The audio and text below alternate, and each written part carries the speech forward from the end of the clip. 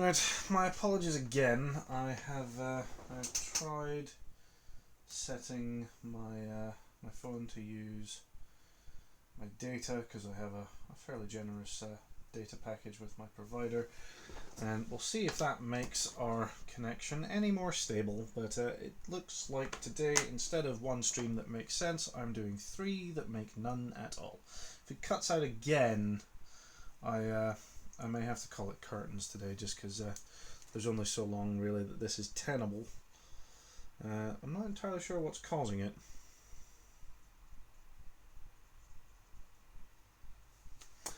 But I guess we'll just have to wait and see. I don't think there's anything particularly going on with the bandwidth, but maybe the router's having a fun time, I don't know. I've got a little warning come up saying my connection's unstable, which is interesting considering that I've changed the network I am using. But maybe this is just the universe's way of telling me that I need to get off my ass and actually get a proper webcam. I did have one from years back, but frankly it wasn't very good. It required some really stupid software, and it didn't work all that well. So I won't be using that. But it is probably high time that I got that sorted, and then I wouldn't have to keep using my phone.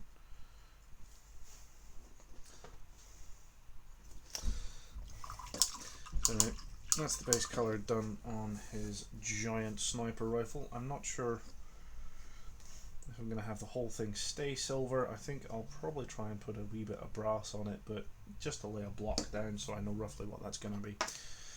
Right, the rest of his kit, I think we are going to do... We're going to do him with a stylish yellow shirt, not unlike this guy, and I don't know. We'll figure something out for the rest of him, but we can decide the colours as we go.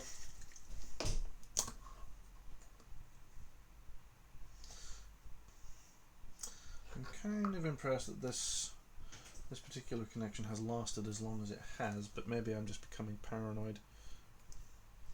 Right, so this guy has a couple of straps that are keeping his backpack on, so I'm just going to be careful not to paint those. That's what I have. Got a little bit of yellow over the green, but we can just put a wee bit of water on our brush after cleaning it, obviously, and we can basically just rub that off, because that's the handy thing about these contrast paints, because they are like inks and they're quite thin, they're very easy to go over your mistakes with and just rub them out. If you're quick enough. If you let it dry, then you're in trouble.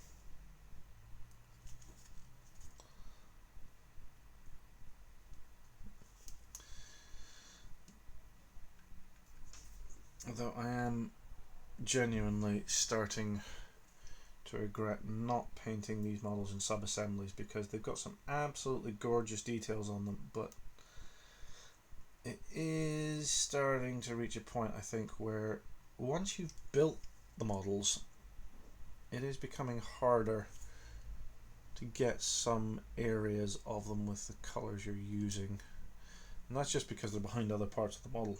That's just physics. Right, he's got a wee pouch on his shirt there. I think we're going to pick that out in a different colour, just because I can't tell if that's part of his shirt or if it's just strapped on. I think it might be strapped on, but you know what? We're going to probably do that in quite a dark brown, which is going to be a very strong colour. Hello. Got me on mute. Nah, that's no worries. To be honest, I'm just I've kind of reached the point where I have decided that I need to buy an actual camera rather than just using my phone. But hope the rest of your work before lunch isn't too strenuous. It's Monday after all.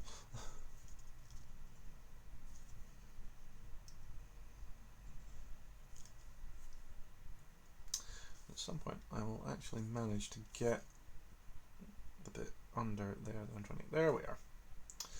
There we are. Now you can't see that horrendous bit that I may or may not have missed.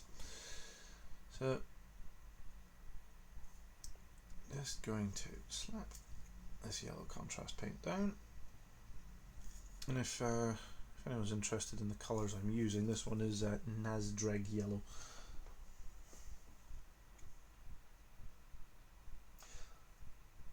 Ah, cool. Well, no worries. Thank you very much. Your camera's only 20 quid. I am impressed. I am impressed. Your camera actually gives a very good picture as far as I can tell. So I shall be having a look at those myself. So what was I saying? Yeah, I was mostly talking about how easy it is to fix mistakes with contrast paint. A little bit of yellow I just got on his arm.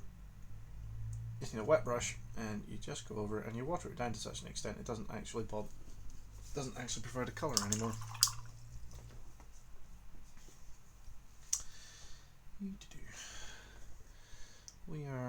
We're just about done with that.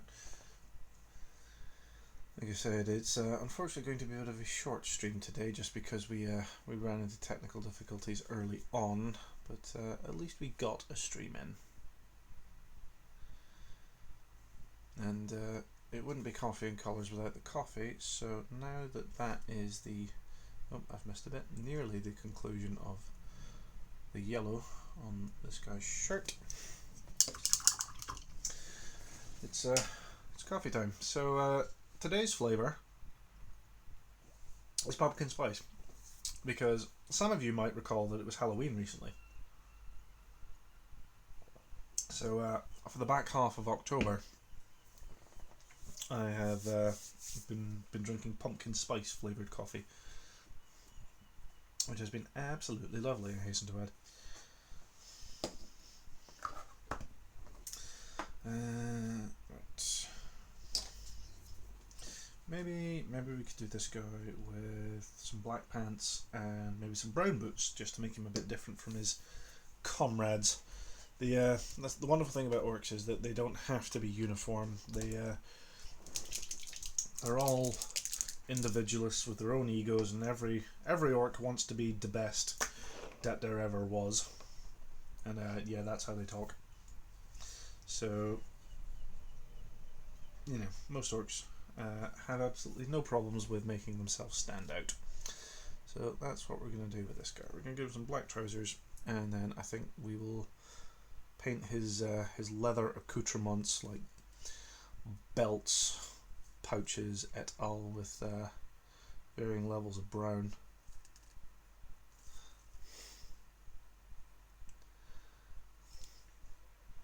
I mean, you don't necessarily have to use brown for your leathers. You in Warhammer, the far-flung future of the 41st millennium, you could make anything into leather, frankly. So you know, there's no reason your leather couldn't be I don't know, bright orange because you stole it from some, or you got it from some giant orange-skinned beastie.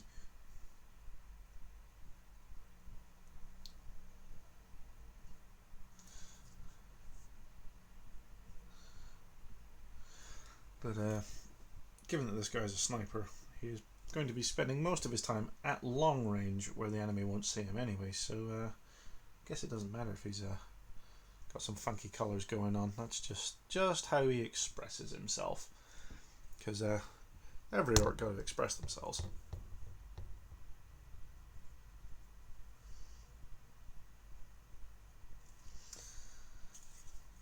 I do have another project lined up once the kill team stuff is finished, though. I have been planning a new army for conventional 40k games. This is obviously for the smaller scale kill team,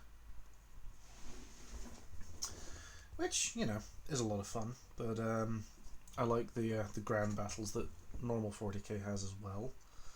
So rather than leaving you guys in suspense, I am just going to tell you that I have started planning an ultramarine, and I've just completely smothered his rifle in black contrast. I am planning an ultramarines army.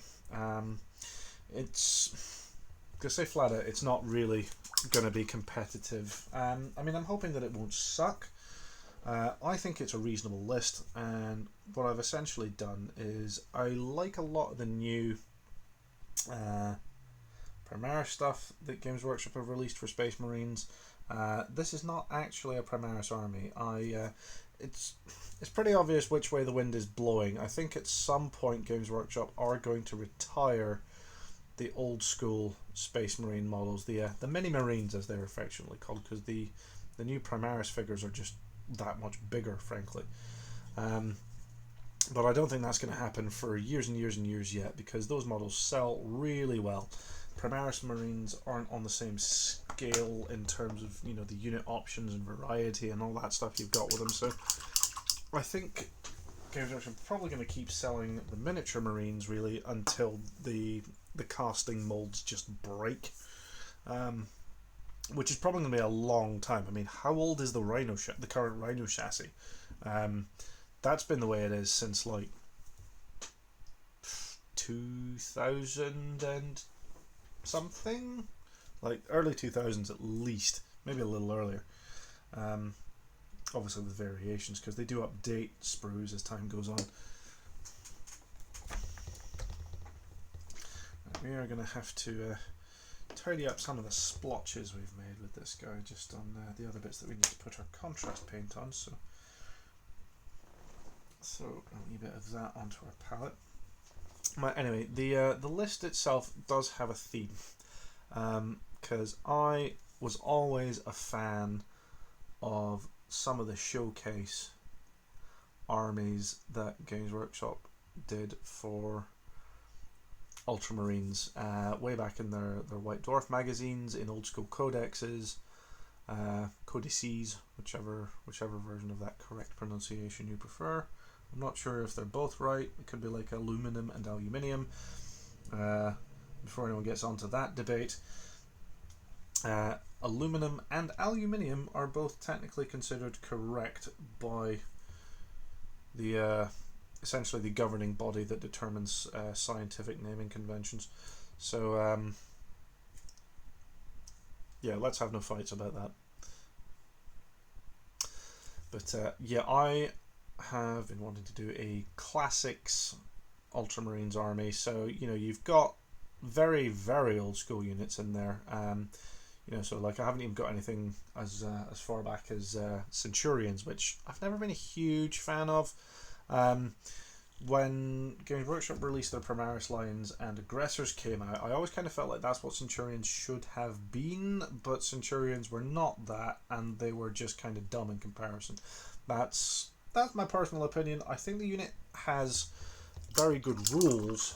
I just I don't like the models for them, and I kind of never have, because they look like someone kind of strapped a Space Marine into a giant armored onesie, and it just doesn't do it for me. Like, if you like the Centurion models, that's cool.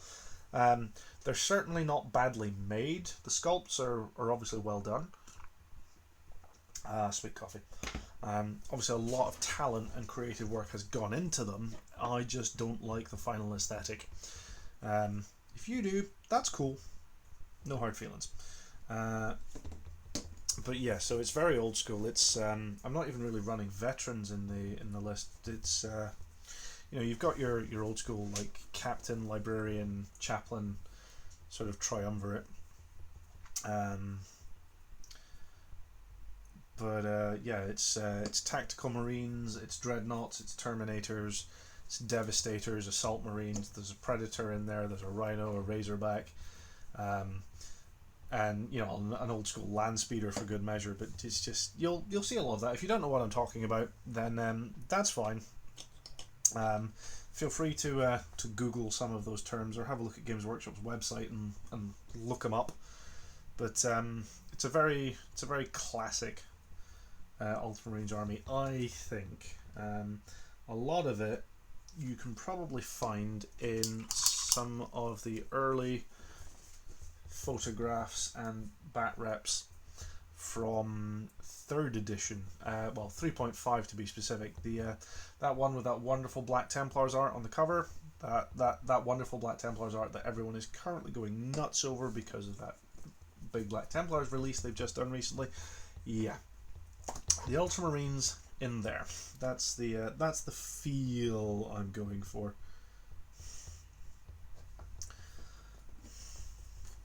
And hopefully it will not suck on the table.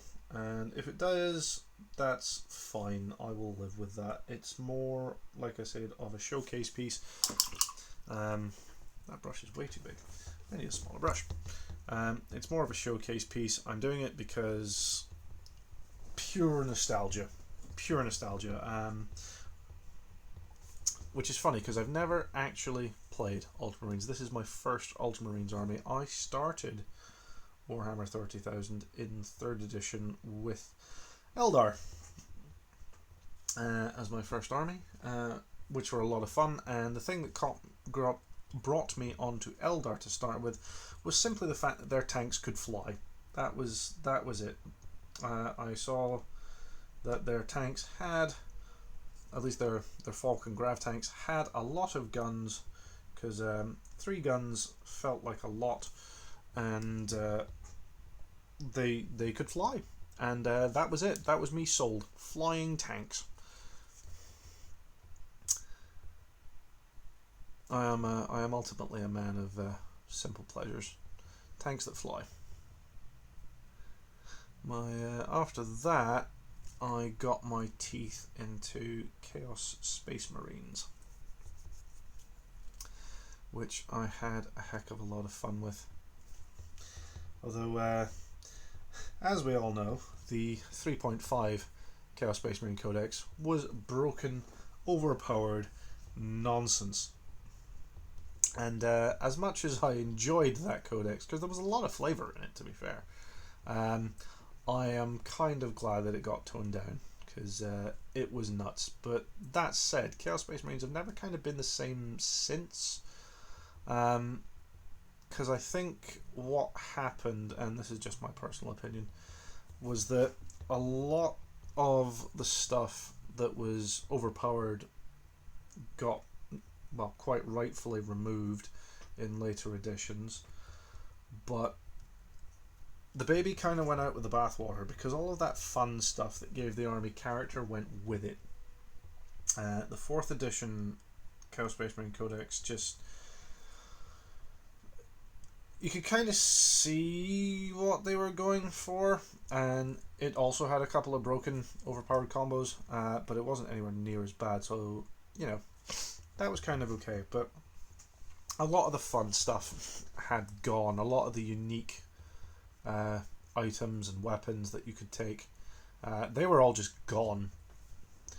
And I don't think really that many of them were overpowered, but hey ho, such was the will from on high.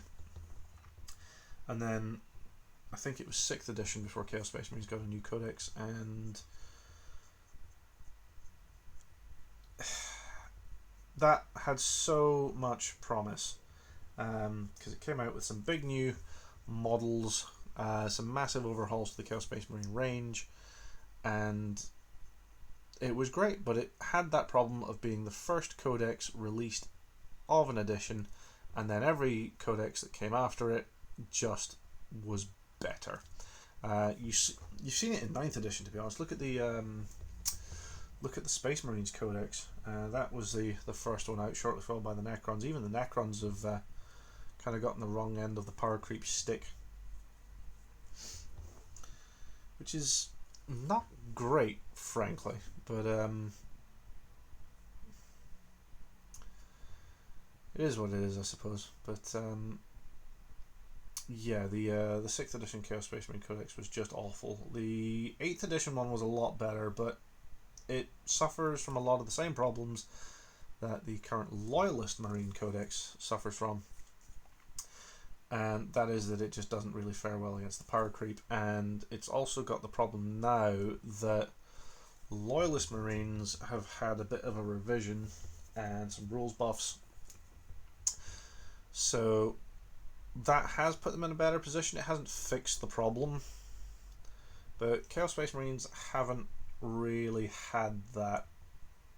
It takes twice as much to kill a Loyalist Marine as it does a Chaos Space Marine, and that's not really how that's meant to work, frankly.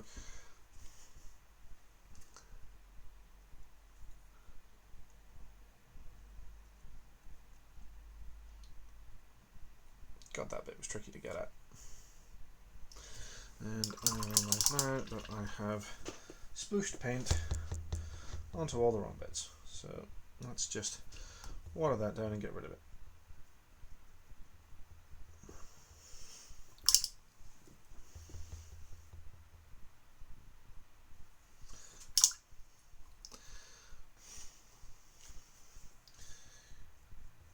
Contrast paint will forever be awesome for its ability to just be removed from models, as long as it's still wet.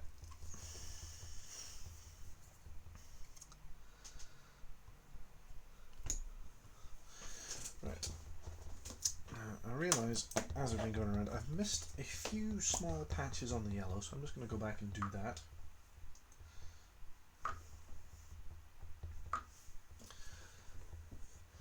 This wee bit here just underneath this rack of bullets that he had on his arm, and I thought there was another little bit around here. Yes, I've missed the back of his t-shirt there, so that is that tidied up. That looks a bit better.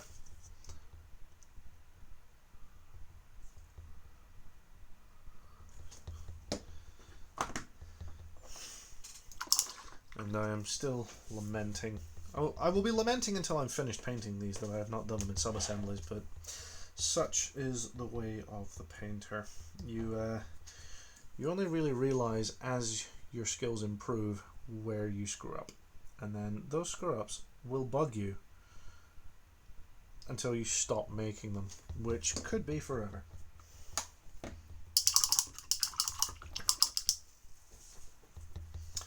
Right. All we got left to do contrast on. We've got most of the belts and straps et al. Just his rucksack and a few of the leather pouches. So let's go grab a slightly different colour of brown. We've got Gorgonta fur on this one. Slug of coffee. So far, I've still managed to successfully avoid washing my brush and my coffee. I'm not likely to drink my paint water because I don't know if you've seen this little gadget I've got. If I bring that, well, you probably have, but found this on Amazon. It is called the Paint Puck, and what it is it's basically a water pot with grips around the side for you to stand your brushes in, so you can put them upside down and they just kind of hang off the side over a little lip to catch the drips, which honestly, in the grand scheme of things, doesn't do much, but allowing the water to flow downwards once you've cleaned your brush, rather than just standing them on a handle end to dry in a tub somewhere, does ever so slightly help to prolong the life of your brushes and stop the ends splitting et al. And that is not really a replacement for proper brush care. These brushes that I'm using are frankly quite cheap, so I'm not that fussed about their continued survivability, but also it does extend their lifespan a little bit in a way that lets me remain lazy, because honestly, right, remembering to take proper care of your brushes is hard when you've sat down and you've been painting for ages and you're just kind of done. It's a bit of frustration to then have to go back and paint your brushes. Paint your brushes, wash your brushes. It is a necessity. I say wash your brushes. You don't. Well, I've never actually used proper brush soap. I will probably at some point have to do some research on that, because a day will come when I find that I need some fancy brushes from a fancy brush maker, because these cheap Amazon ones just aren't doing the job anymore.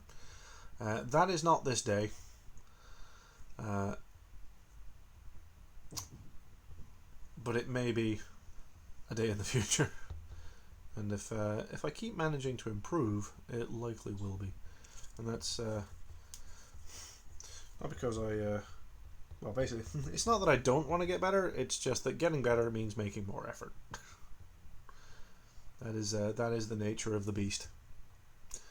But with practice, it will become easier. And as things get easier, they become less effort. So you basically just have to stick with it till it starts working. Which honestly sounds like a kind of a good metaphor for life. Just stick with it till it starts working. That's my life advice for this stream. Right. What have we got now? We've still got a few wee straps. So mostly around where he's got his big stashes of bullets. So we're just going to do those in. Go back to that dark leathery brown. This guy's carrying so much ammunition, which just makes me laugh. Now, I'm not too fussed about getting the paint onto the actual shell casings here, because we're going to come back and we're going to do those with a metal, which obviously there is no metal contrast color because that just wouldn't even work. Well, I say that it might. Games Workshop may at some point come out and be like, hey, so we've got a silver contrast color, and then I will be forced to eat my words. But currently there is not. And I just realised he's got a pouch on his belt there, which I'll have to go back and do in the other brown, but that's fine. Half of this is finding the bits you've missed.